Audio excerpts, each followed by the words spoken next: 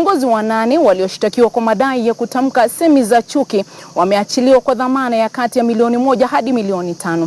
Viongozi hao waliozuiliwa katika vituo mbalimbali vya polisi walifika kizimbani siku nzima. Lakini kama anavyoarifu mwanahabari Francis Mtalaki, CORD inashikilia kuwa mtazamo kuwa wafuasi wao wanawindwa kwa njama tofauti.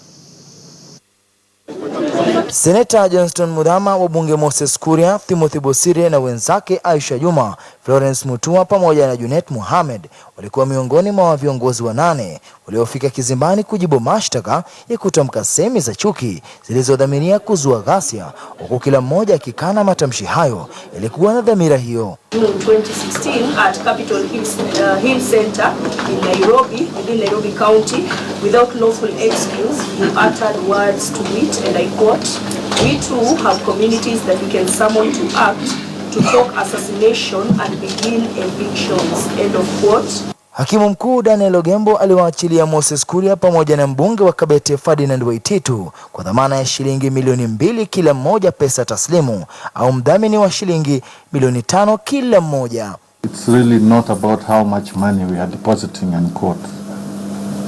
It's really not about the worth of the property that you want to present as security.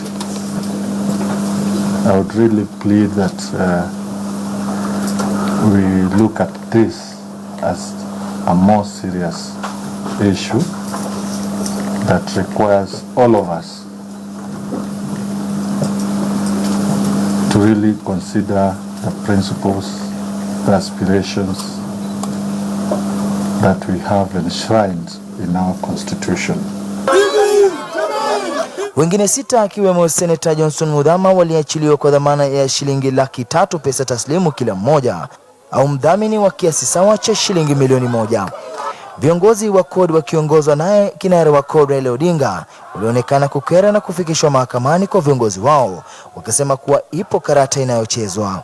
This trajectory they have taken is futile and will fail. And we as CORD will not tire in standing for the rights of Kenyans regardless of who they are.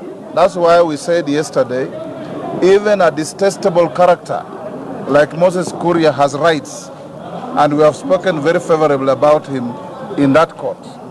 We will defend everybody's rights, and we want the rule of law to be upheld in this country.